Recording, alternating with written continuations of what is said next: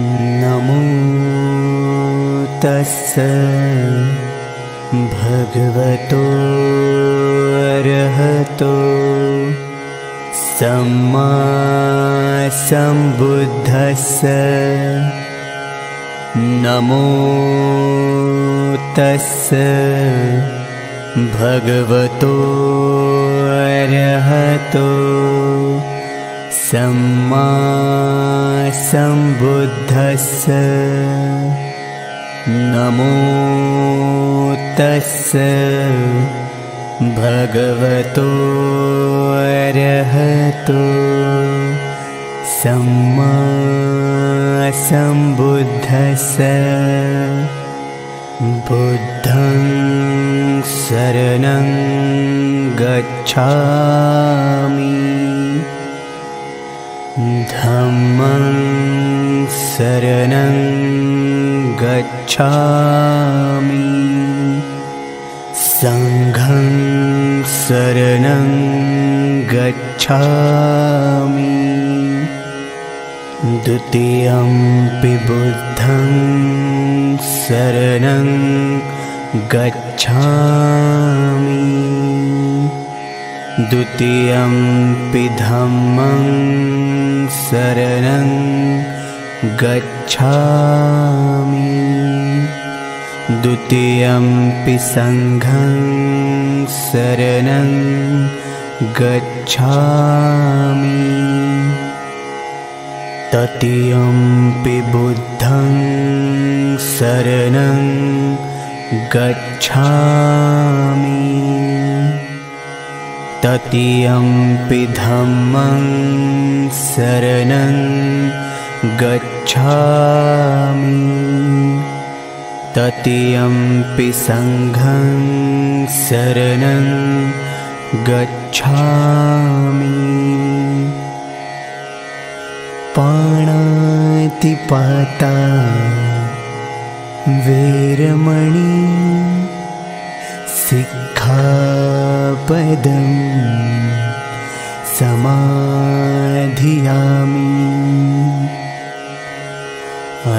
अदिन्नदाना वेरमणि सिक्खापदं समाधियामि कामेषु मिच्छाचारा वेरमणि सिक्खापदं समाधियामि मुसावादा वेरमणि सिक्खापदं समाधियामि सुरामेरयमज्जपमादठाणा वेरमणि सिक्खापदं समाधियामि सब्बपापस्य अकरणं कुशलस्य उपसम्पदा सचित्तपरियोधपणम् एतं बुद्धान शासनम् साधु साधु साधु.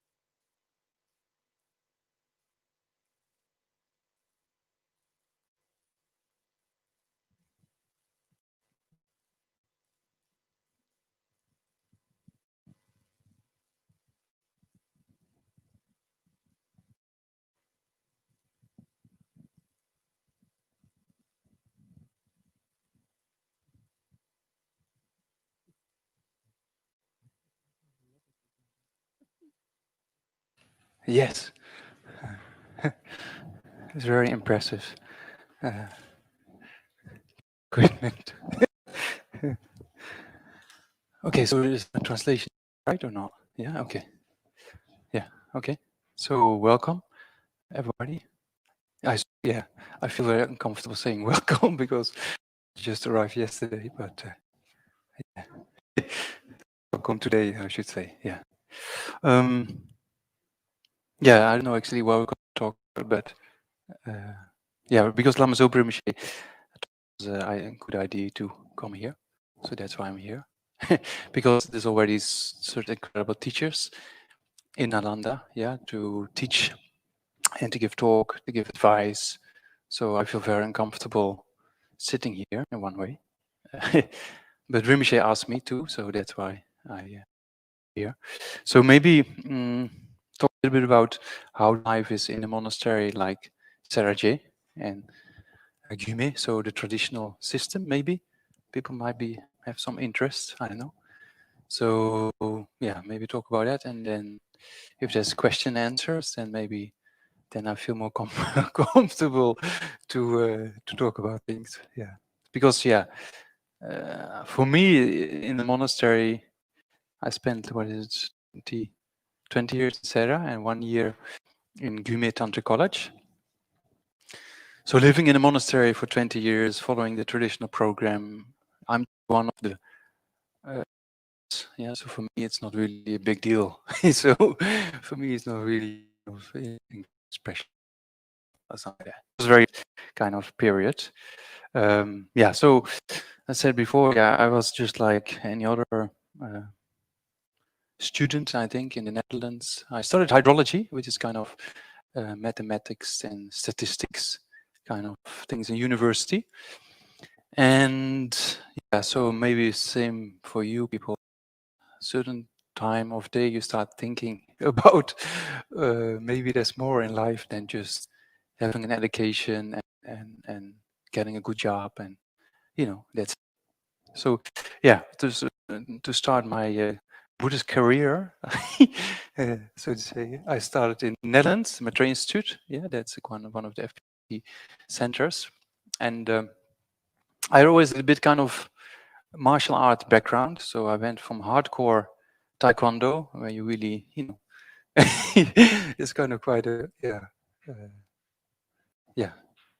a little bit hard kind of martial arts, I expect. So I went to kung fu and then tai chi. This is a more softer aspect. Is okay the sound? Allez. It's like sending off a bomb almost. The switch. Yeah. So then, what happened then? Then I started to get more interested in the Eastern philosophy, I think, probably. So the philosophy behind,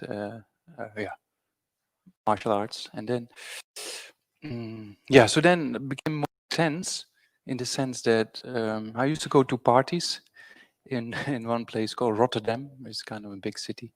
So I used to go to parties like, you go to 4 o'clock in the morning in one place when it closes down, and then you go and continue in another place which is open till 8 or 9, So then breakfast met my parents and to bed, So I slept the rest of it. So that was the weekend. So yeah, I found that was a bit empty, not really kind of, real kind of generating kind of stable form of happiness, to say. So I stopped going to parties when I was 20, and then studying Chinese medicine in weekends. And after 2 years, then there was one conference about physical and mental health. And then Geshe from the Netherlands, Geshe Namdak, he was giving a talk at that kind of conference. And yeah, that was very impressive for me. And I saw the brochure of Monastery Institute, and it was just starting a few months after that conference, right? So I have to go. So I went, and it was January 1993. And then that weekend changed my life. Basically, yeah. So Geshe-la's teaching was very, that changed my life. And then a few other, that year many teachers came. Also Lama Geshe came in the same year.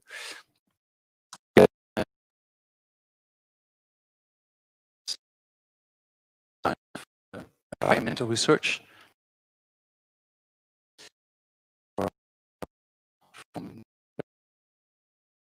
Yeah, so soon after my first teaching, I think 3 months after I received first teaching, then I thought about becoming a monk, and then Geshe said, take your time, so he told me to, to study for a year, and then, then we discuss again. So that's what I did.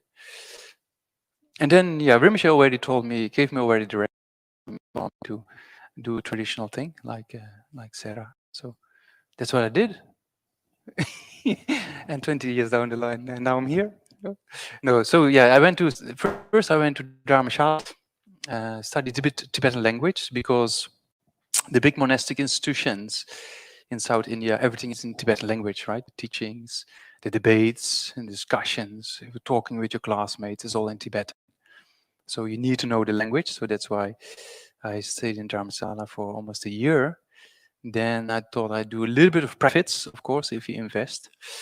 So then in this kind of monastic system, you see all these great, incredible masters who able in 2 decades to comprehend the complete teaching of the Buddha, and put it into practice. So that's very inspiring.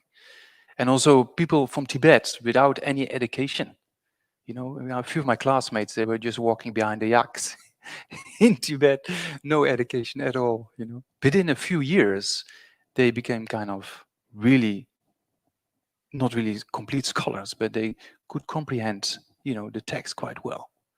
And that's what you learn in a monastery like that is that, yeah, not all the Tibetans are the same, of course, but they can push, but they're very relaxed, you know. So that's for the Westerners sometimes a bit difficult. If Westerners push, they get lung, you know.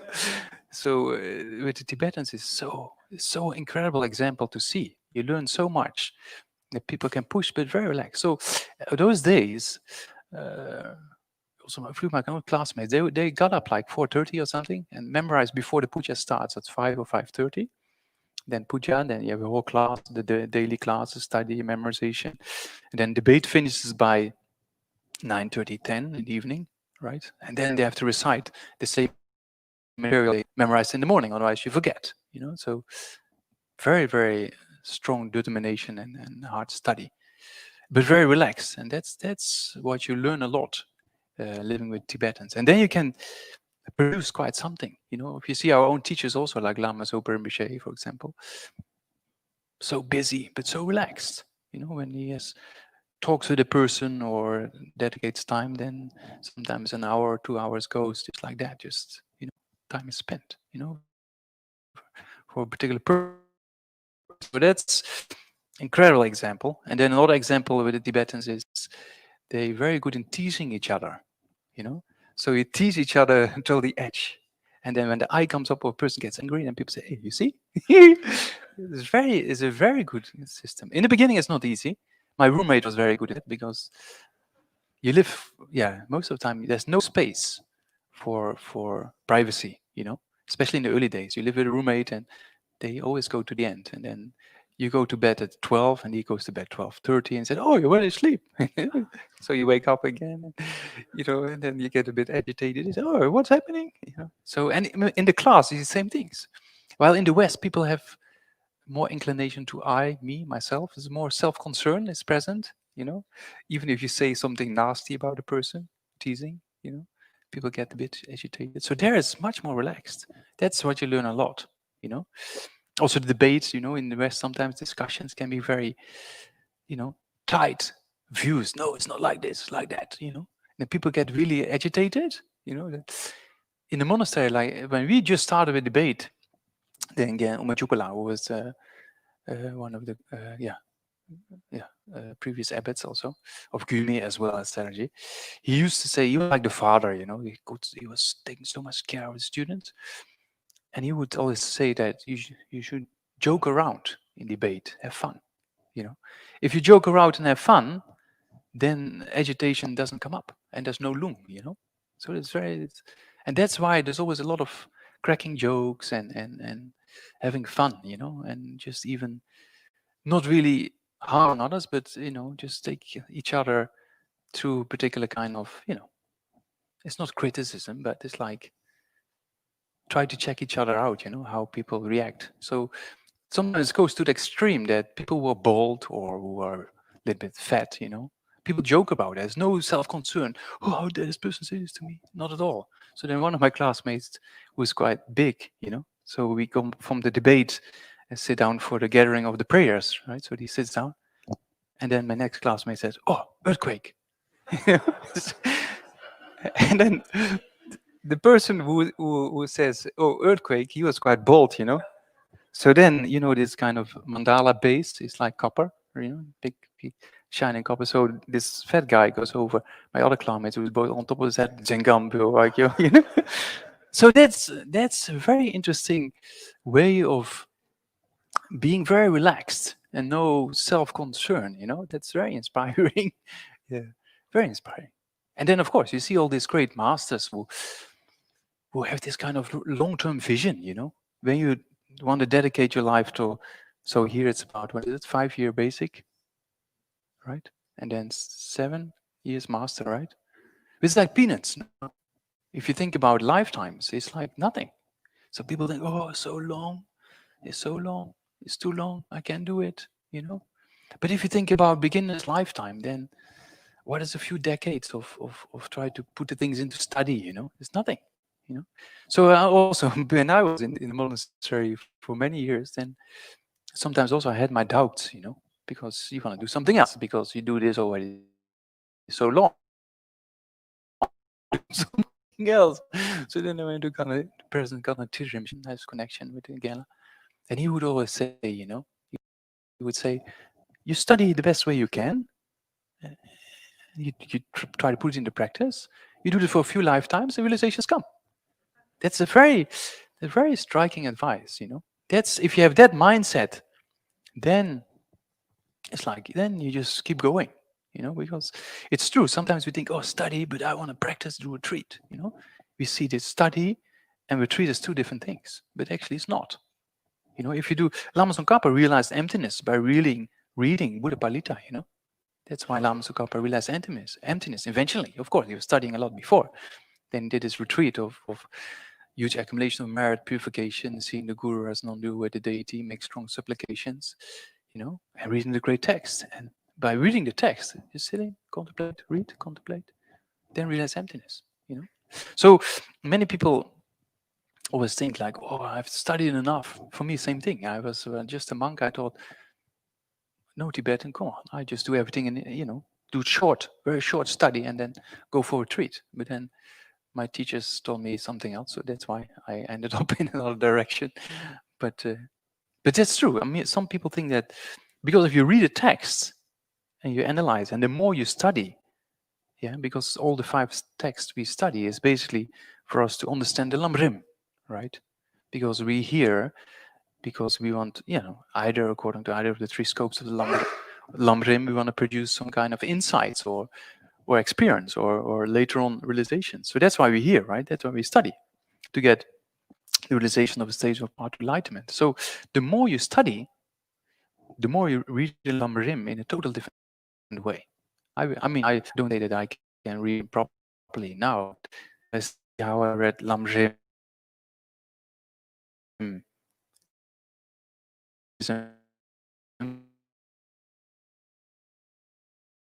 having, here for a few years, then there's a difference.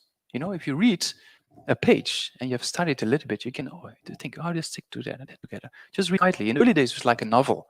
When I was just a Buddhist, I was just, oh, interesting. Oh, yes, okay. So then but doesn't really move the mind, right? It just kind of puts imprints in the mind, but it doesn't really. So that's with study. The more you study around in the 5 great texts, what's been done here, right? Then you get so much more information to contemplate or to read a Lamrim properly, and then contemplate same thing. If in the early days, my Lamrim kind of contemplation was just like overview, right? Overview meditations of the outline. Oh yes, then that, then that, then that. That's good. You put imprints but it doesn't have the kind of analytical power of the analytical meditation, right? So the more you study, the more you can fill in the understanding of reading the scripture, and then on top of that, actually contemplating it, meditating it. So in that way, once we met with His Holiness about, we built this kind of house in Sera for Western monks, because in the early days, the conditions were not that good. So we thought we build a house, make the conditions better, So then once we presented the project to His Holiness during the opening of the Sera Made Temple, so we met with His Holiness and explained the project, and then His Holiness was very pleased, and he even said, oh, maybe in the future you can become a kamse, it's like a kamse is like a house group, so official kamse. He said, if you have to put a name, then maybe you can call it Nagu Chembu Kamse. Nagu means nose, Chembu means big, because Westerners have big noses, So that's His Holiness joke, yeah. But then also His Holiness made a comment. He said, oh, in the early days, the Buddhist teaching was so easy. But then these Nalanda scholars, they made it so complicated. But straight away, His Holiness says, in these degenerated times, we need a lot of antidotes. We need a lot of kind of antidotes or to reasons to move our mind in a particular direction, right? Because we know our afflictions do the same thing, right? When the affliction comes up, not with valid reasoning, but the mind is capable of analyzing a particular person or particular situation within a few split seconds and think, oh, I don't like this because of this, right? So that's an analytical approach of the mind. So here it is the constructive form of applying kind of antidotes. It's a kind of simpler kind of process. You have to, the whole stages of the path to enlightenment, including the preliminaries to that of, subduing the mind or taking away afflictions, you need a kind of capacity of the mind to analyze. And the sharper your mind is, and the more reasons you have, the more convinced you will become. Yeah, so that's common sense logic, right? If people, like, the first reason why people come to Buddhism or to a particular form of faith is because they analyze, right? Yeah, so that analytical approach of the mind is extremely important. Yeah, so in order to enhance that aspect of being able to analyze, the more information you have, the better you were able to analyze. So that you can see in this kind of system of what is done here. Basically, what I hear here, if you do the basic program and the master program, you cover basically the whole kind of 5 texts as we do in the big monastic system, So it's the essence is all being conveyed here in the teaching. So this is very precious, It's very, very precious, because these teachings of the Buddha, the complete Nalanda tradition, has been, thanks to the kindness of Tibetans, been preserved. So to be able to have a contact with that and study that is very fortunate. If you think about the difficulties of obtaining precision rebirth, and especially in these degenerated times, to have a connection, very fortunate. Sometimes it looks like it's all too much because it's many years of study, right? And then sometimes the mind doesn't change, or the mind does change for some time, but then after a little bit later on, then you can see there's still kind of all kind of other agitations you didn't see before. Yeah, so it happens to me also quite often. So it looks like sometimes from the beginning, because of the positive karma is ripening, right? Everything goes well for some time, but then after a year or 2 or 3 or 4 or 5 or 10, then afflictions come up again, maybe stronger than before.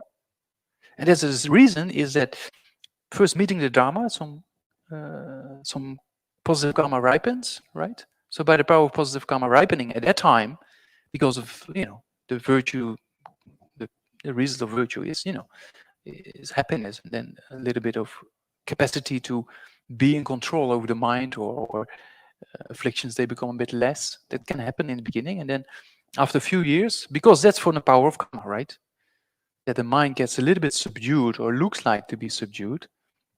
That's the power of ripening of positive karma of the past, which is a very good thing. It is very, very positive, but it's not a very stable one.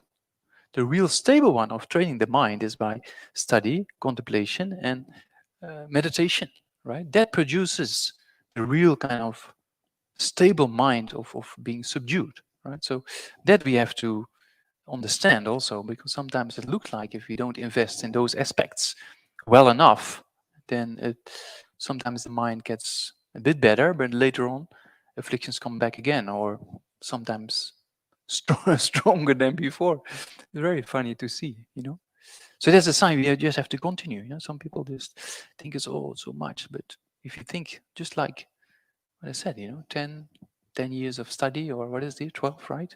If you do both kind of programs here, 12 years of study, and then you do a few years retreat after, then it could imprint. You do that for consequent amount of lifetimes, and then the mind becomes stabler. If you do this kind of study for a decade or 1.5 decade, then you do maybe a few years retreat, right, on the Lamrim. Then you do study and Lamrim retreat, study Lamrim retreat, and then you move from lifetime to lifetime. Then the mind becomes stabler and stabler and stabler, and one day the realizations will come, right? So that's definitely a guarantee, because the law of cause and effect is unbetraying, right? We know the law of cause and effect is working. Is not something made up by the Buddha. Is the nature of our nature of existence of the mind, right? Of the continuity of consciousness. So knowing that, then so then you can see in monastic system, you can see some people, they just pick one subject up like that, because previous imprints. Very interesting to see. Among your classmates, sometimes you see one person really becomes a scholar in one subject and maybe not less in another one, or the other way around. And some, of course, they have so good imprints, they just pick it up and remember it all. It's like mind-boggling, you know. If you see what this system produced, like Ganden and Drepung. I used to go to see Ganden and Drepung when I was studying Madhyamika sometimes to, doubt, clarifying doubt and debate a little bit, because they're very pleased always if you go up and debate with, because that's for them, that's the system, you analyze things. But then when I was studying Vinaya and now Dhamma, that's a lot of memorization is needed, and my mind is like a garbage can, it's like, so it's not really capable of memory. So then I was, you quote, because he, but still exactly just like that. Yeah, so that's very inspiring to see, to see those Master Geshe Namdak, one of the great teachers in Sera also. He was like the real, he was also one of the main teachers. He never had a book on the table when we went to class. No book. And then we came in, and then he used to ask us, where are you in debate? He asked the question, and then we used to explain the subject, and then he would just start straight away from that particular point. And then he would just explain and then ask us, how do you interpret this? How do we interpret that? And then we give our answers. We already debated quite a bit, so we thought, yeah, it sticks in. Yeah, this is the answer, right? And then he should say always, are you sure? And then we said, yes. And they said, oh, you're going to lose. And then he used all kind of reasonings, to debate us. And sometimes he quoted from the old wooden block prints, and he would say, oh, about this page number halfway down on the back side of the page, So, and he would give a quotation. And of course, we checked, after, and it was exactly there, It's very inspiring, very inspiring. When he was in his mid-80s, then the doctors advised only 1 hour in the morning and 1 in the afternoon. And then we used to go up and then, clarify doubts, and then he would debate us, and then always 1.5 hours went, and then he said, oh, I have to stop now because the doctors, but he kept debating, so for 2 hours, sometimes we're just there, Yeah, it's very inspiring. Those states of mind, like a razor blade, and the capacity of having the knowledge like in active memory, that's very inspiring. And that's not just from, it's not that the mind was so trained in previous lifetimes, of course, but in that lifetime also, they work so hard. It's mind-boggling. In Tibet, light up one line of the text you can hardly see, and then memorize. Then next line. That's the hardship they went through, So when we see here nice tables, it's like rooms, food, it's like in Tibet, this food was like, if they were happy, they had some food every day, or tsampa, or it's very difficult, very difficult. If you hear the stories of the all teachers in Tibet or in the beginning in India, I think for us, we would give up very, very soon if we're in those conditions. Very tough, In our days, it looked like difficult, but compared to that, no comparison. That's very inspiring to see. They just, when they're building Sera Monastery, or Ganden and Drepung, same thing. They were just like, cutting all the, making like a monastery out of a forest with elephants, wild elephants. So they build this kind of monastery out of that. It's very inspiring, and still studying, still, and then produces this amazing kind of beings who work so hard for decades, and then they teach day and night almost, without a break. It's very inspiring. And then, yeah, so much energy goes into preservance of the Dharma. That's very inspiring to see, and it's for us sometimes very humbling that we need all kind of conditions, and it's too long and too difficult, and but it's all kind of peanuts compared to what they went through to preserve this kind of whole system. And then they produce this kind of amazing beings who in full control of the mind, even at the time of death. We have seen many cases of people time of death being die to the book, so to say. So know when they die, they know when the conscious leaves the body. It's like a book. It's very inspiring. Ken Ugyen Sidden, when he passed away, he was one of the previous abbots from Gume. He was always kind of later in life the yogi aspect when you went to see him, Yeah, so he was also very direct, debate everybody who comes, So then once I took some friends from we had a center in Bangalore also, a PMT center in Bangalore. So I took some friends in the early days to Ujin Sitten, and then we would ask them, "Oh, are you Buddhist or not?" And then they said yes, and they said, "Oh, what does it mean to be Buddhist?" So I go, right, entertaining kind of personality, but yeah, it was kind of yogi aspect. And then when he passed away, he told his own students, the master passed away, and then stays in the clear mind of death, that kind of period, what they call tuktam, the body, there's no heartbeat, there's no lung function, right? So clinically the person is dead, but the consciousness is still in the body. The person meditates on the clear mind of death.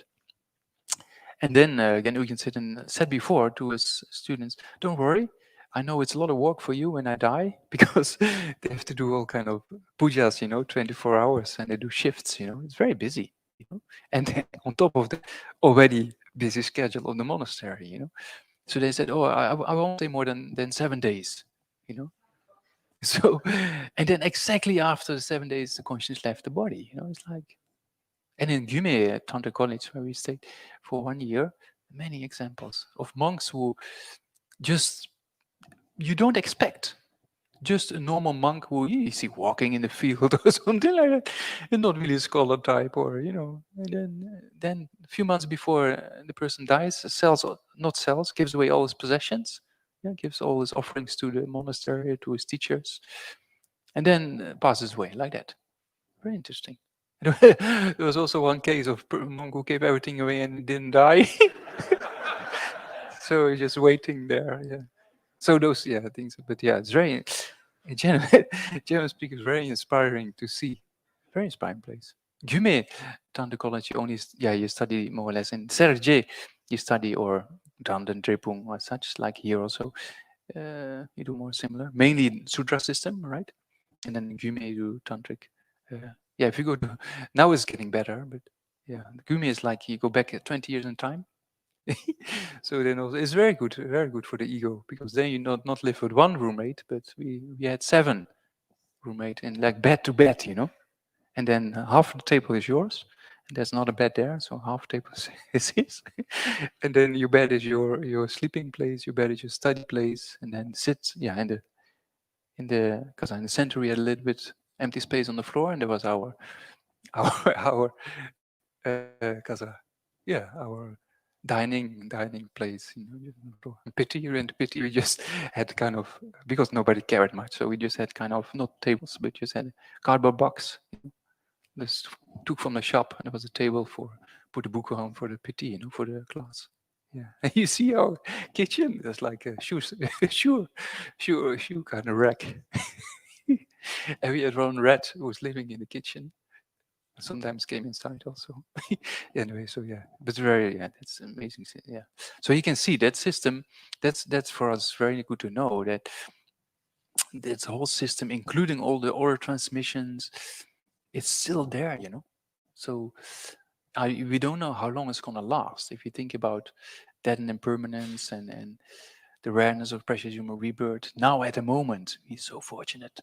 That's really, you have to know that to have this system complete, of the 5 texts, including Tantra, right? Because you also study Tantra in the basic program, in the master program, including all our transmissions and commentaries, is I think extremely rare, and to have it here with all this kind of amazing conditions in Alanda is very, very precious.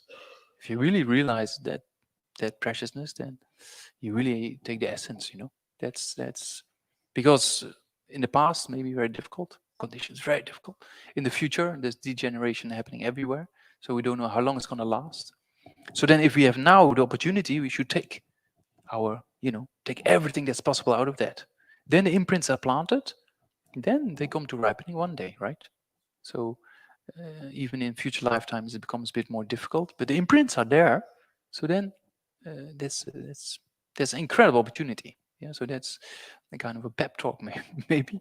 But I think you should really realize how, thanks to the Tibetans, because without the Tibetans, Dhamma won't haven't survived. how it's been at the present time. Sutrantanda, such an authentic kind of teaching, always back to the Buddha, all the Nalanda scholars, all the commentaries, all transmissions of the commentaries, transmission of the text, it all exists at the present, So that's a very fortunate situation, if you take that really into account, then you should take everything that is possible out of this program here, in either the basic program or the master program or any other programs that has been offered, Because now it's opportunity. Now you don't know, we don't know, so haven't found only once, no? It says by Lama Tsongkhapa in the lines of experience, right? So it means that we don't know if in the future, if we ever can find similar conditions. Yeah? So that's why that's incredible, fortunate kind of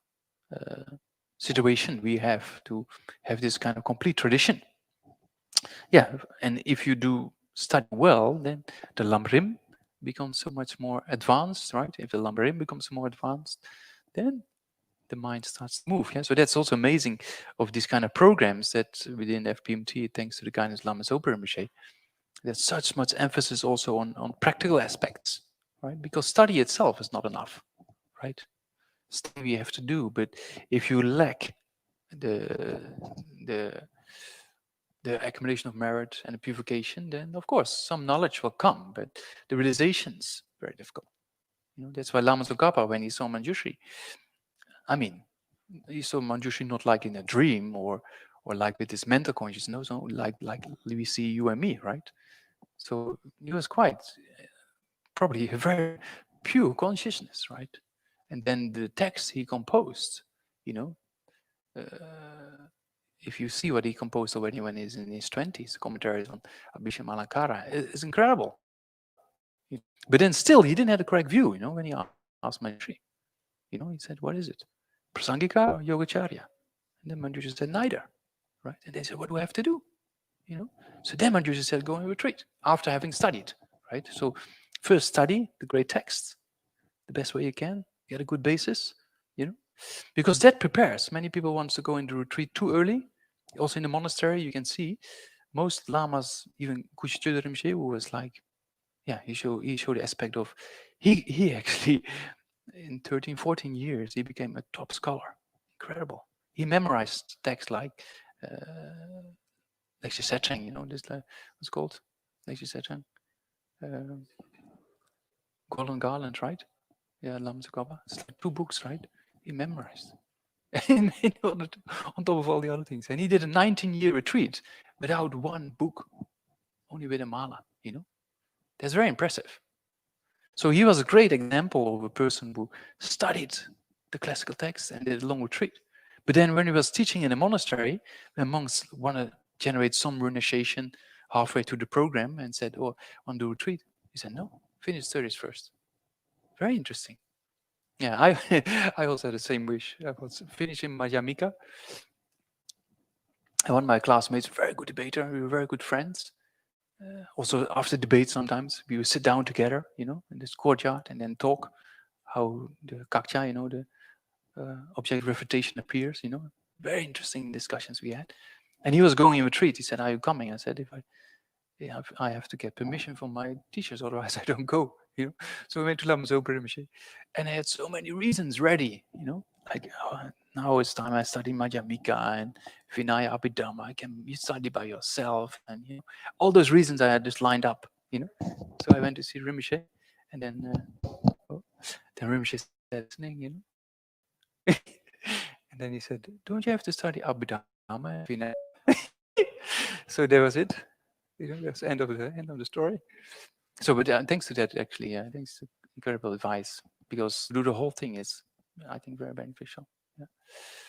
So, to come back to Rinpoche also, would never let students go until they finish the retreats. But then, if you finish, then it's very advised, So also Lama Tsongkhapa, he went, right? So he did this kind of incredible purification, right? The amount of prostrations Lama Tsongkhapa did is mind-boggling. The amount of mandalas, it's incredible, And on top of that, seeing the Guru as non-dual with deity, making incredible strong prayers, supplications, and then study the great texts, and then contemplate them, and meditate. Then he realized emptiness after 4 years of this intense retreat, right?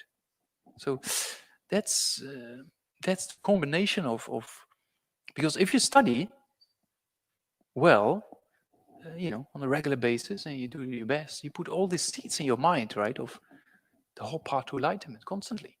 Especially if you relate it back to the Lamrim, back and forth again and again, you constantly put those seeds in your mind, right? So then when you start doing retreat, right, with a combination of those factors, accumulation of merit, purification, and strong guru devotion, of course, then things seems to happen. That's what the meditators say. If you study well and then you go in a retreat and do those things in a relaxed manner, because many Westerners, they do a Lerung or something, approximation retreat, and they get lung, so lung. So there's many examples of great meditators, who are so relaxed in the breaks. Lobsang Tenzin, one of the great, His Holiness sent him to the US in the 80s, right, for examination. He was a great meditator, and he used to talk in the breaks, the other meditators, very interesting. But when he did his sessions, he was like, real doing something. Very interesting. Yeah, so many of the meditators, if you meet them, they're very relaxed. Some are more stricter than others, but that's, I think, for Westerners, very important thing to be relaxed, but serious and carry on.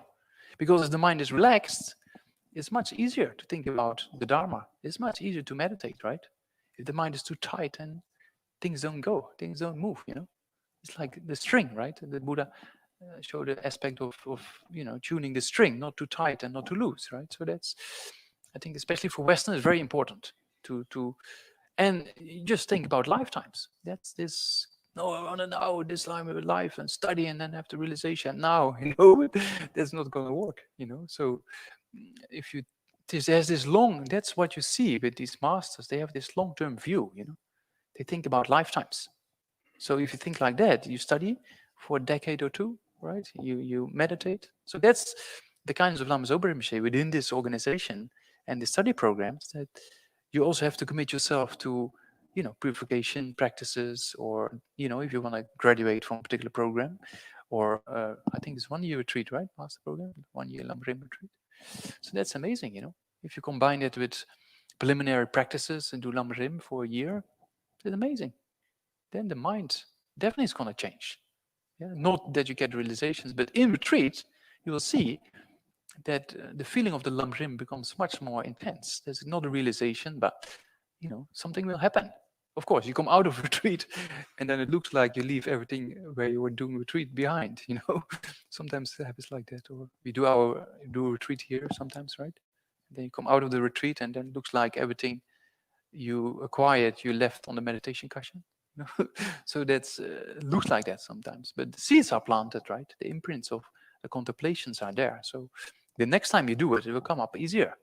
So that combination of study and accumulation of merit and purification is very important. Right? Yeah, that's most of the lamas, they talk about it quite a bit. That only study is not enough. You have to reflect. This Holiness also says to the monks, just debating like all night long, is good. Oh, it's good, but you also have to sit and meditate and think about it. So that's in the system in the monastery. When I was just starting, Genjama Tekchok, who was actually the first teacher here, he was abbot in Sera when I just arrived, and because he knew Westerners, so he told, Namdak, you can come sometimes, because maybe sometimes it's difficult or something. So he said you can come by, But he was very, very nice, but he was very strict with me, because he didn't let me enter the debate until I memorized all the prayers for the debate exam, to enter. So yeah, he was quite strict, but he was so kind. He had only one cup. It's so simple room, you couldn't believe there was the abbot's room.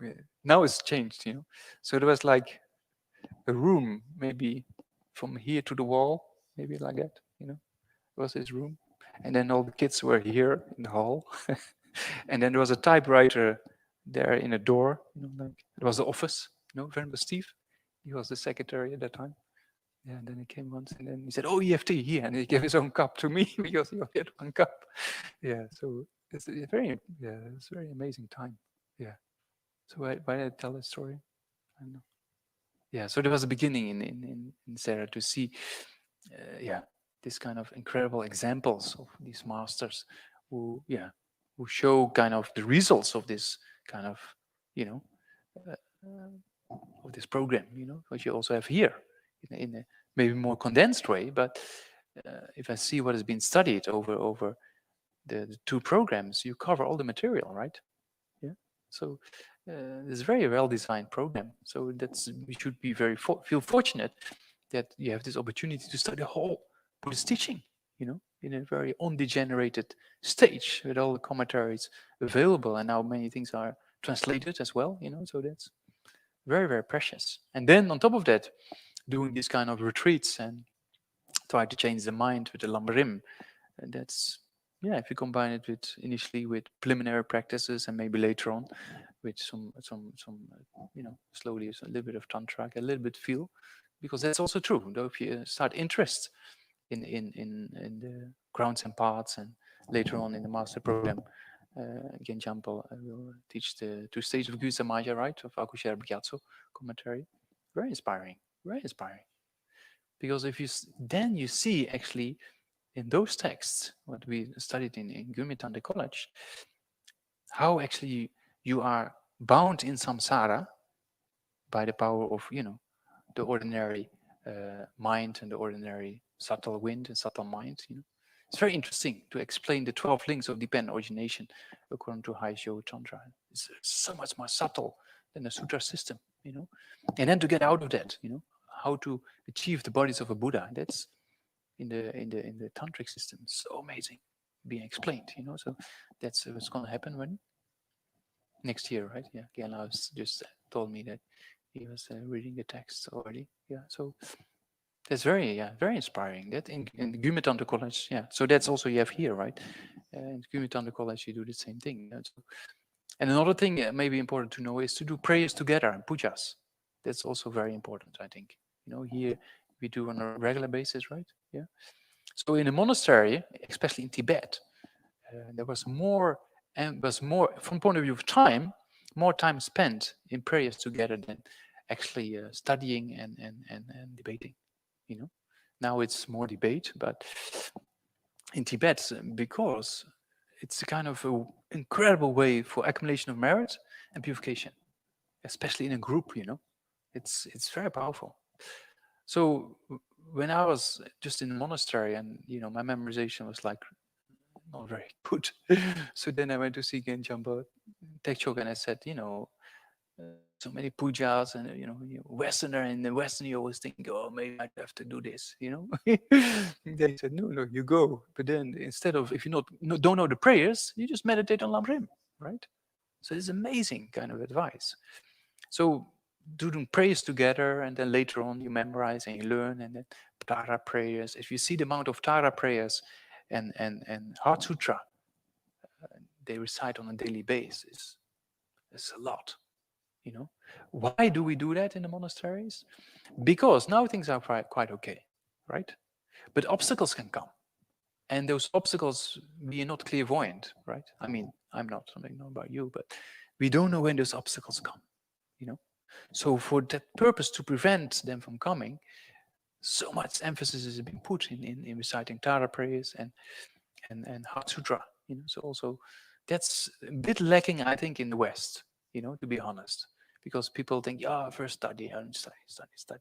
But if you don't do a correct amount of then obstacles can come. People leave halfway through the program or lose interest, or so many obstacles can come. So that's why in the monastic institutions, of course, we also in the geshe-program we have like 75% dropout, over the whole 20 years or so, right? So that's not that bad, but yeah, it's not just a few years, but it's like 2 decades of study. So our class, we started with 300 when we started, and then we reached Madhyamika, and then we finished Madhyamika, and we like 150, maybe less, 120 or something. Then we reached Abhidharma and Vinaya towards the end, and it's 80 left or something. So a little bit more than 75%. Yeah, because it's long. So here I hope there's a better rate. But yeah, so because it's amazing, you know. So, and if you do those things together with prayers as a group, it also has a kind of very, that's what I, you know, in a monastery, in the beginning it's all difficult. You know, oh, prayers and there's so much time. But as soon as it becomes a habit, it becomes very powerful, you know. And now I'm being away out of the monastery. It's like, you miss, you know, because your classmates, it's like brothers in life, you know. You went to do pujas together, debate together, study together, you know, have great fun and yeah, joke around, you know. So it's amazing, yeah, to have that kind of relationship. So that's also one of that relationship, is to do things together, you know, as a community. It brings harmony and it prevents obstacles from coming. So that's, I think in the West, maybe that's maybe why Rinpoche now has this view also to do a prayer festival, you know. When I was with Rinpoche in Dharamsala in winter, then we discussed it a little bit, but now it seems like it's already been, yeah, crystallized. So to do prayers together as a community, if you really get into it, it can have great benefits. I also in Sera was in the beginning not the person who was jumping up and down, or if I could go to puja, especially those long ones when you have to get up at, like, you know, in Sera it's not that early, it's like 3 o'clock it starts, you know, Sanya Chemo. In the beginning also I didn't really know, you know, because of the ignorant mind, you know. We always think better as a Westerner. We always reason and we always think too much. You know? Always think, oh, maybe you should do that, maybe you should do that, you know. So then, but then I start going, and then I actually saw it's amazing, you know, as a group to recite. Then energy builds up, and there's much more blessing, you know, because of the power of the object, especially when ordained people are present. And there is something that has the power of the object, you know, of a community, and that's, you can prove. I mean, that's once when I was in the monastery, there was one Dutch TV program, a very popular one, and that heet Klasgenoten, right? You know, so they contacted Nalanda first or something, I think, and yeah. Anyway, so then they came to me because they want to film somebody who did something totally different in life. And there's not many people in the Netherlands who walk around like this, right? And live in South India. So first we had an interview over the telephone because they want to make, you know, they have to invest in the film crew, and you know, so they want to make sure I'm a stable guy. So we had an interview over the phone. Yeah, the lady who interviewed, she started to get more and more interested in Buddhism. Actually, it was very interesting. So yeah, they thought, okay, he's okay. So they sent down this film crew who did a lot of shooting all over the world. You know, people would different countries, whatever people do with their lives, you know. And they work for 3 or 4 days, 3 days, yeah.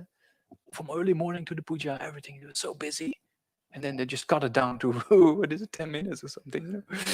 You know, that's how they do that, no? So they were so busy. And then after we went, I had to go to Bangalore to the center, so I went with them. And they said, oh, interesting. We've been in many places, they said. And they were very skeptical. They were not really interested in Buddhism. They just came to do their job, right? And they looked at my room once and they say, oh, there's not even one photo of a family member or something. So they said, oh, Buddhism is really something for you, isn't it? It's a very interesting comment. Yeah. So then, but I went with them to Bangalore, and they said, we worked hard for a few days as we usually do, but there was a peace of mind we never experienced before. Very interesting comment. Very interesting. You know, they've seen so many places, but just being in this kind of monastic environment for 2 or 3 days, being very busy, but still they that's the power of the object, you know. So if you do prayers together as a community, definitely carries a lot of blessing, you know. So the meaning of the prayers moves the mind in that direction, right? So prayer is actually just a guided meditation, right? Over particular, if you do the King of Prayers or Foundation of All Good Qualities, it's all putting imprints in the mind about, you know, the stages of the path to enlightenment. So the more you do those prayers, the more imprints you plant in the mind, and especially as a group, then it builds up this kind of incredible potential. Sometimes they say in a monastery, if you read the whole Kangyu, you know, the words of the Buddha, there. Oh, thank you. Kangyu is there, no? There. Yeah. Anyway, so there in 4 or 5 sessions, if you have 2,000 monks, you can read the Hokangyo, right? So then they say if you do that in a group, then actually you get kind of the benefits. It's not exactly the same, but the benefits of reading the Hokangyo by yourself, So it's very, because you hear all the words the other people reciting as well, It's not just your own reading, So yeah, to do, and then Tara prayers, so many, We do sometimes 60 in the morning, 21 Taras, 60 times in the morning, a few hours, very quick. It goes very quick, though. Yeah. But yeah, the main thing is just contemplate upon the meaning, right? So if you do that as a group, then we move the mind, right? And that together with the combination of study, right, and contemplation, then it can happen that even in a prayer, like insight can come because of the conditions being present, of the holy objects of the community, the words of the prayer, which is mostly composed by realized beings, right? So that the words of the prayer carries a meaning, and that meaning has been realized by the author of that prayer. So also that has a power, because when the author made this prayer, there was not ordinary beings, right?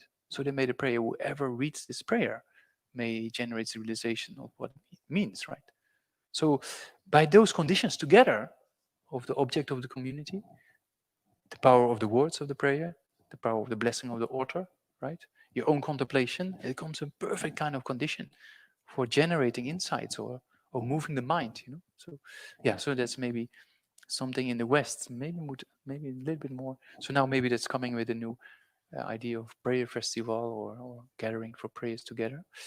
Yeah, and to remove obstacles. That's what is being said in the monastery quite often to for that purpose to because you study things.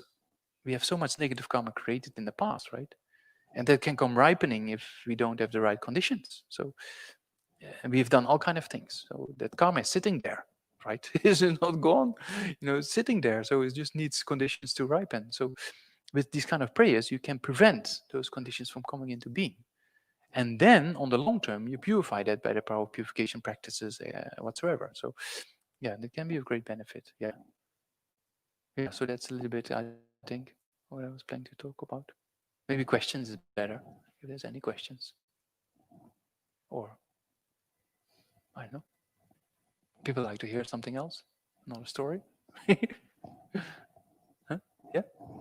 Have some water.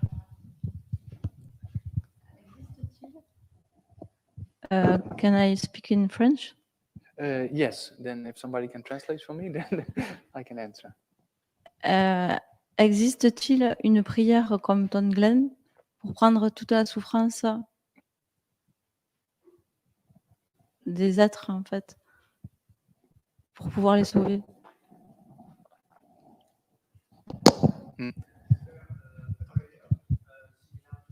Where you can take, is there a prayer similar to Tonglen that where you can take the suffering of all sentient beings? Yeah, there's quite a few, right? Yeah. So the one in the Lama Chopa is the most famous one, no? That verse of taking the suffering of others and may pray to the Guru. Yeah. Yeah, so there's many, but that's the most famous one, I think. Yeah. Yeah. But the main thing is Tonglen prayer is good, but the main thing of Tonglen is actual practice, right?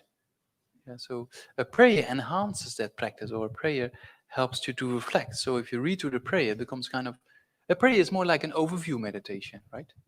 Yeah. So if you read a prayer, it becomes like overview meditation, and then you stop, and then you do the actual kind of practice. If it's Tonglen or it's contemplation on subject of the Lam Rim or whatsoever, So the prayer is just the guide to lead you in a particular direction, but eventually you have to sit and do the thinking and contemplation yourself, right? Yeah. Yeah. Given that memorization is such a big part of the studies, Yeah. Do you learn any memorizing techniques? Because I mean, the thing is just you don't memorize too much at a time. That's mostly been advised, and recite it until it goes so fluent. I was not a very good memorizer always, and then for the geshe examination, you have to memorize. So you have to memorize like 25 pages or something, So I memorized Jason Chikat's commentary on the Madhyamika Avtara, the beginning, 25 pages. But I had to do a lot of, I had to recite a lot before it goes very smooth, you know, because that's very important, you know, to recite again and again and again. Some people need less recitations to keep it in memory, but if you have a mind like I have, then you need a lot, you know, so then you have to, yeah. And then I was so nervous because in the geshe examination, then there's this light on top of your face and the camera is there. And then just the first few seconds, I was just struggling, looking around like that, you know. And then it didn't go, you know. Then I closed my eyes and then it went. But went quite straight through. But you know, yeah, I think don't memorize too much at a time, right?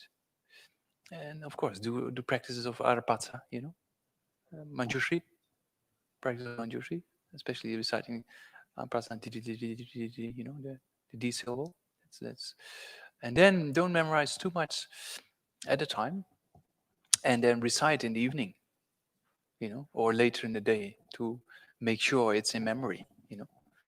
Yeah, because I always made a mistake to memorize too much at a time because you get so excited and it goes well, and then you memorize more, and then in the evening it's all gone because because you did too much and you didn't do it proper, you know. So it's short things at a time and make sure it goes so well at the time of memorization. Then in the evening you recite again, again, and again, and again.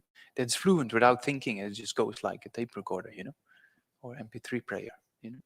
And then next time you add a bit more, including what you've memorized before. But some people, yeah, they're brilliant. They don't have to recite that much in order to keep it in memory. Yeah, we had one monk from Tibet. He came and he offered he memorized Lam Rinpoche, for example, you know.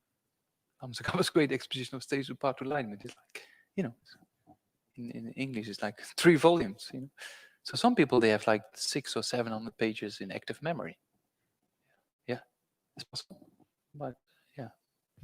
But Yeah. this is done due to the clarity of their mind or the strength of their mind. It's not like you learn special memorizing techniques in the monastery. No, it's like if you have it, you can develop it more. If you don't have it, you can make it a bit better. But it's not that you can, if you don't have it at all, like me, you know, that you can become a great memorization kind of expert, right? So we have a lot of time to preoccupy, you know, a lot of time for intelligence, because some monks, they're very good in memorization, but not very well debaters. Or some monks are very good memorization and very good debaters, but when you sit them down and talk about, you know, things, you know, in a kind of experiential way, or how does the appear to you, this, that, then they find that difficult. And some monks, they have everything, right? So that's the perfect combination. But there's many times, we know, we have many types of intelligence, you know, many times of some people better in this and that, you know, so you can develop to a certain extent, but yeah, if I tried, I tried, believe me, I tried, but yeah, I was not always the best memorizer, so to say. Yeah, I was so lucky with the geshe exam; it went well because I was a bit afraid. But yeah, I spent a lot of time memorizing and reciting those 25 pages only. Yeah, yeah, yeah. So it's you either have it or you don't, or you can develop to a certain extent. Yeah, yeah. It's a kind of capacity, right, of the mind, and probably if you, yeah, of course, if you have high realizations, then you can go much quicker and much more, and then of course, you know, if you the changing thing is in, right, on the part of accumulation, right, because how is it translated? Changing thing is in.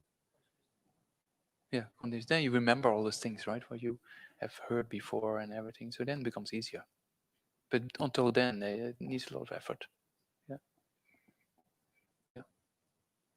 Yeah. Any other? Yeah.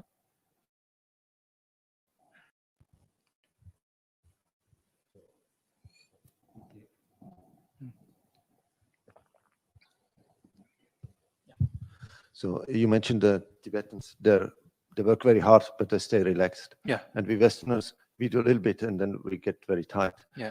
And yeah, maybe you can explain a little bit more how we can work hard but And still stay relaxed. What you probably had to figure it out yourself to be able to do the whole thing. I mean, so what helped you?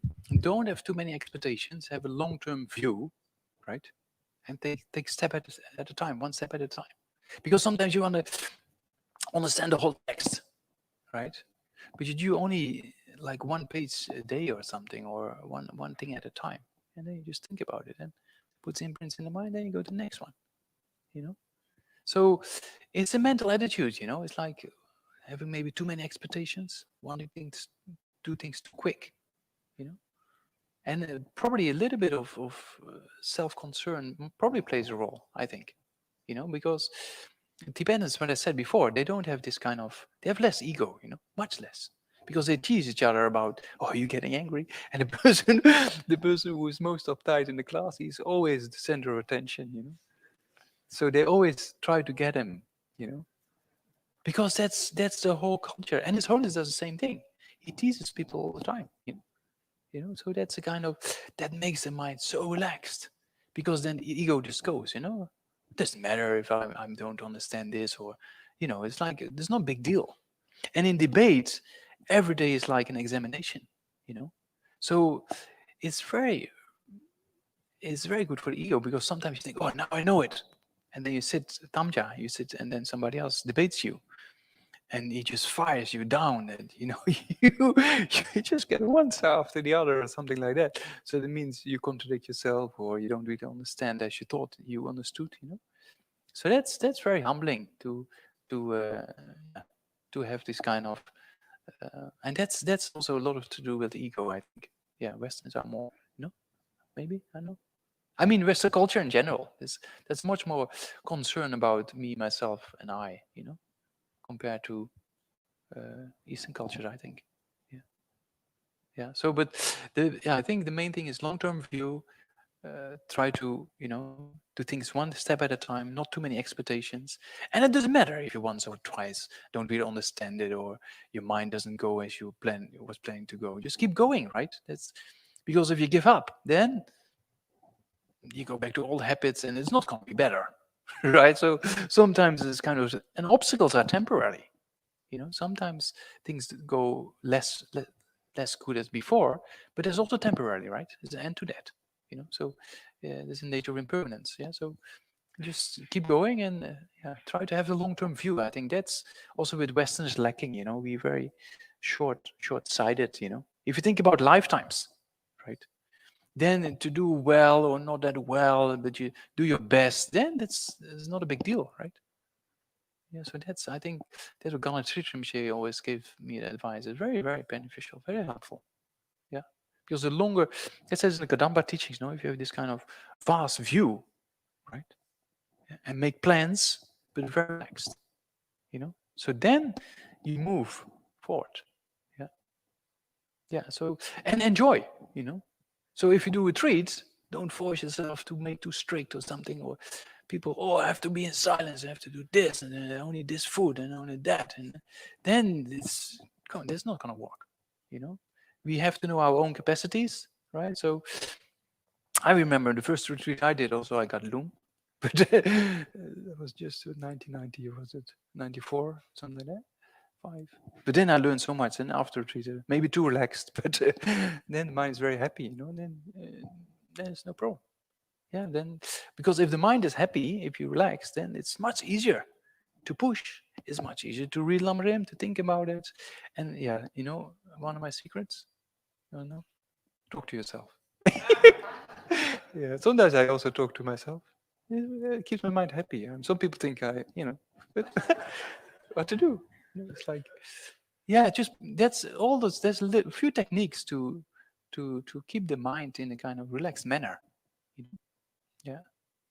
Yeah, I don't know. It's you have to learn also from experience, probably. If you do retreat and take your time, see it as a holiday. But of course, you make series, you make your sessions, and then you move on one, and then read what you like to read, like Lamrim related or biography. Sometimes the mind's a bit down, something like that.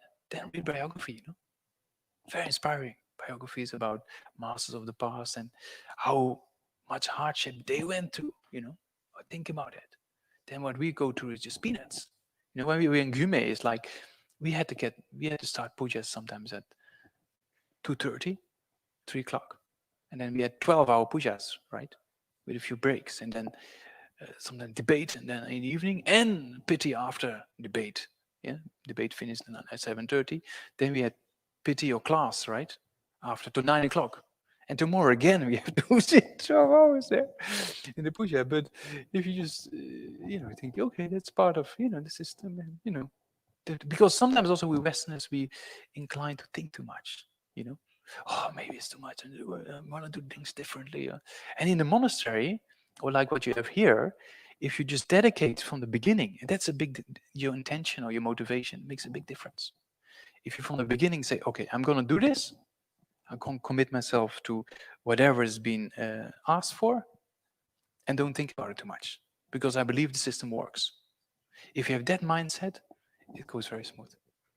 Same in Gume, we had 7 people to a room, and then we had this long pujas, and the lunch is like the last spoon finished, ding dong, and you have to go. There's no time to wash the plate even sometimes, very, very intense. But if you just see that the system works, is beneficial, you don't think it, because that's there so easy because everybody goes, right? There's no people who think, oh yeah, maybe today not, or, So that also in a community, if you dedicate yourself to a community, you stick by the rules. Maybe some rules are better than others. That's always the case, right? Some community rules maybe are more logical than others, but don't question them, especially if you're just new in the system. Then you just accept and you think, okay, the system works, and you just abide by it and don't think about it too much, and then just move. So that also helps quite a bit, I think, to and have this intention, okay, I'm just going to do it, try and do my best, and put all the effort I can put, and no expectations, and then the mind is more relaxed, I think. Anyway, it's a kind of, over time, probably also learn how to deal with it. And sometimes, that's what I said, just like I talk to myself sometimes. I think it helps. Sometimes also, like Geshe Ben did the same thing, right? If you study the Gadamba Geshes, when he was with incorrect motivation accepting the food, he said, hold the thief, stop the thief, But then when he did something well, he said, oh, Tsutam Gyaltsen, very good. So that's also a kind of, you cut down all this kind of low esteem kind of business. Some people, Westerns also have this kind of low self-esteem, So then there's not a very constructive emotion, It's just, I'm going to do it, whatever it's going to take. I'm going to just spend some time on it, and if it doesn't work out the way I plan to, but I just move on and carry on.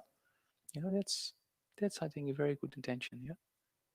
Big vision, make plans for that vision, and be relaxed.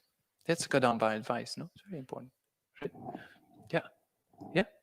Try. Yeah.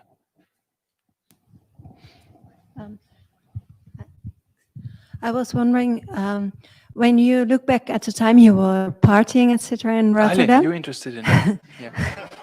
I lived there too, so I was wondering. Rotterdam? Yes. You also went to Park Zicht?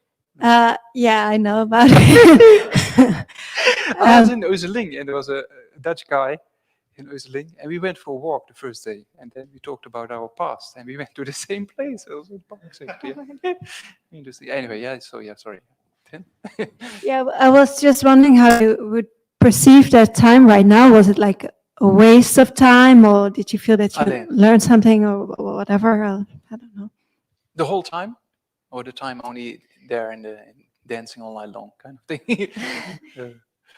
I mean, my university studies at university, I never regret, I think, because it's a good experience, right? And especially now with science meeting, the relationship between the scientific world and Dharma. I've been to a few conferences in India. So then it's been quite helpful to have studied science before, because you relate to the people who are there on the conference, right? And you can read some material to prepare your presentations and everything. So, and that's one aspect, it's a practical one, but also from the point of view of the Dharma, because of that experience, you know what you left behind, right? So in that way, it helps you to think, if you look around the world around us and what we're doing here, then we know what we left behind, right? So we know that was not really giving any satisfaction in life, right? But it's very easy to try to see it in that way. That's why people stuck in samsara, right? Because it's very difficult to see the opposite of that. So that way, we're very fortunate to see that what we left behind You know, it's actually not very kind of constructive way of life. You know, so I don't regret it because at that time I was just full of ignorance, right?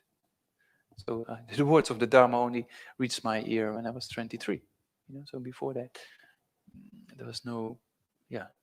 But I don't regret it because at that time my mind was, there's another thing for Westerners, even guilt or regret or did something wrong or did that, you know. But of course I did, you know, maybe created more course for samsara and after that, right? So that you purify and then bas, full stop, yeah, and end of the story, you know. So that's also for Westerners. Sometimes, oh, it is wrong and something, you know, but that's not good, no? Just have regret means to see that something is incorrect, or you create cause for samsara, you openly confess, you use the other 3 opponent powers, you purify, and finished. Bas, end of the story. Carry on. You know? So that's, yeah. But if you look back, yeah, it was good experience of life and know what you left behind. And it's good for, sometimes when I talk with people, you can relate with people, right? Because you saw those things before. That's one aspect. And it helps in the contemplations on the suffering of samsara, right? Because you need examples. Yeah? And a few of those examples you experience by yourself. Right? Yeah? You still go there? No, now it's closed. They closed after some time. Too old for this now, I think. Yeah, no, they closed that place. Yeah, yeah.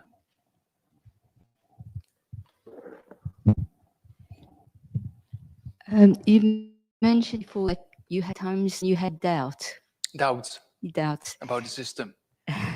and so if I may, so bold as to ask you, do you still have doubts About about the Dharma? And I assume you had doubts before, and how did you deal with them? I mean, doubts I had with regard to finishing the program or doing retreat, something like that, right? So those doubts were present. You didn't have any doubts about the Dharma, whether you're following the right path, whether it's you know, whether it really works. You never had. I don't have any realizations, but no doubts. I never regret the step I took or thought about maybe I should do something else. Never. No, never occurred to my mind.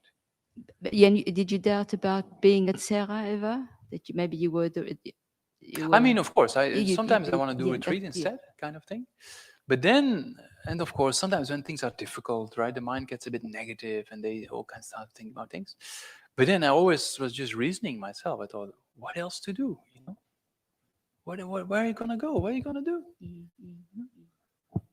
Yeah, it's because sometimes things are difficult over a certain period of time, but that's also temporarily, right? Yeah, so that's, and then I think, yeah, the blessings of the Guru is like, that's, I think I've seen in many people, that's very powerful, because I always felt a kind of, you know, strong kind of blessing of Rinpoche and people helping out, you know, so that's, I think that's very powerful, yeah.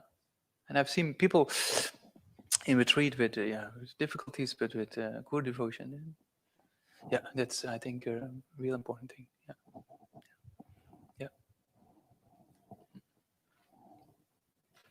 Yeah.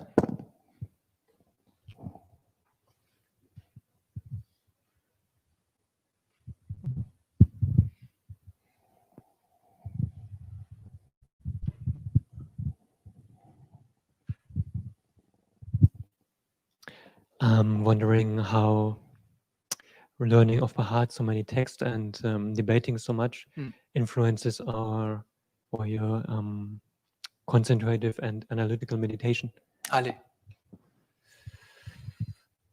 think it's a very powerful aspect, because debate itself or discussing things, it makes, yeah, especially in this particular traditional system, it's the mind very sharp, you know, and the energy, to give you an example, you know, it's a different state of mind, you know, you have different state of mind, right? The analytical meditation, if you're very, you know, sometimes our analytical meditation is like an overview. We go over the outline of the Lamrim, but it's not like, how does this stick together, that stick together, you know, that kind of fast reasoning, sharpness and clarity, because that's very powerful.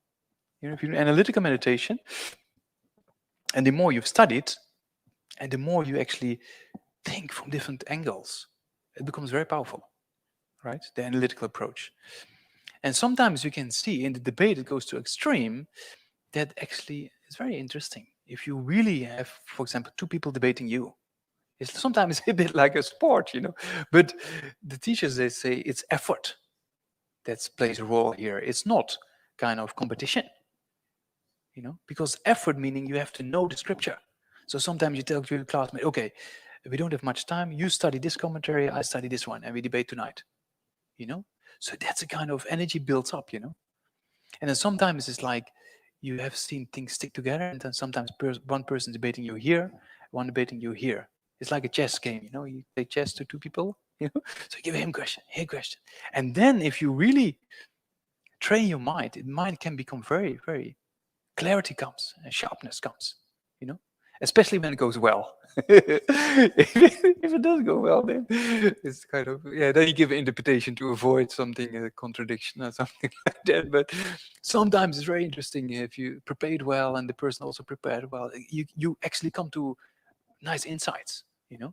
And then the mind becomes so clear and so alert with different reasons. Then you get up and you go gather for prayers, and then you sit for prayers, and the mind is still a bit like if you have drunken a few cups of strong cappuccino, you know, the mind is like wants to do something, you know, that kind of, that's, I think that's definitely a benefit of debate. Yeah. So that's maybe to the extreme of too much coffee, you know, but if you that sharpness of analyzing, you know, that's, yeah, it's for the analytical meditation, incredible beneficial.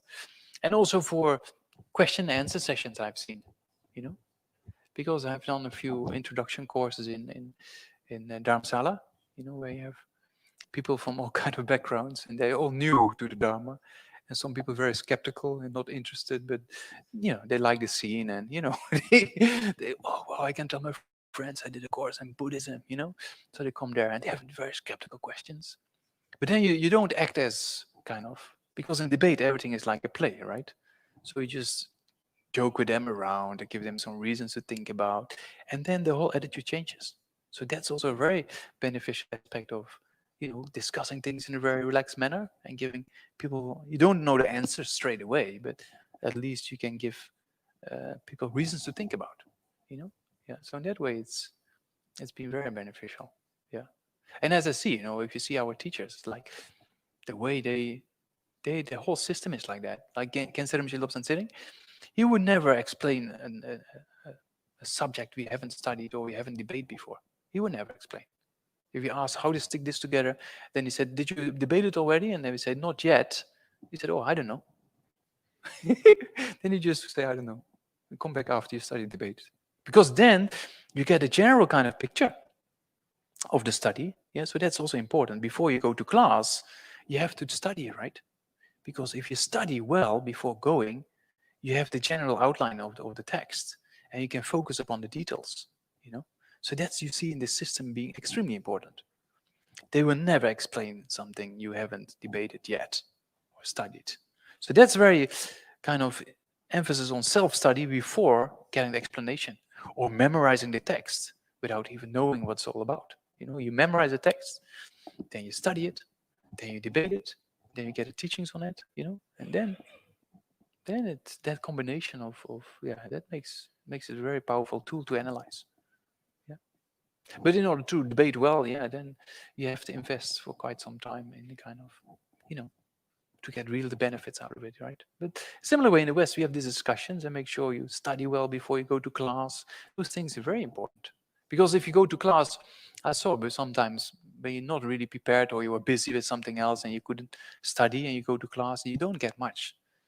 Because especially when it goes fast and things are explained in a very quick order, then if you haven't done your homework, then you don't get that much. So then for sure, and tomorrow you're gonna, and sometimes the teachers, they see, they see, because they know, you know, facial expressions, they see if you're lost or not, you know, so they get you straight. So it's very interesting to see. Ken Lobsang, you know, who's one of the teachers also of Gen Jampel, for example, you know.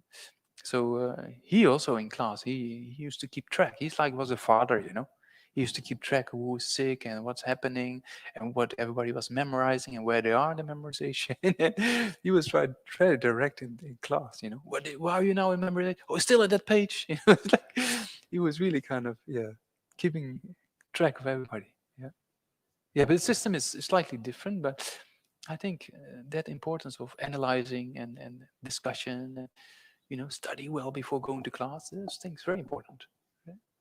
Yeah, yeah, it's c'est ça, as I say in French. No? Yeah, okay, 8:30, maybe it's good enough. No? Okay. So thank you very much for all your dedicated study and you know, hard work. And please keep going like that, I should say, because, you know, there's so many Buddhas, right? But there's so many sentient beings who are not liberated yet. And those sentient beings have uncommon karma. There's many sentient beings who have uncommon karma with you, right? So if you don't get enlightened, then they stuck. You know? So in order to get enlightened, we need to study. In order to get the realizations, we need to meditate on the stages based on having studied. So with that purpose, we're here, right? To get the realization of the Lam Rim. And to get the realizations, we have to study initially, and then we contemplate, then we meditate, and then we can be of real benefit, you know. So yeah, thank you very much for that. Okay, thank you. Yeah, I switched.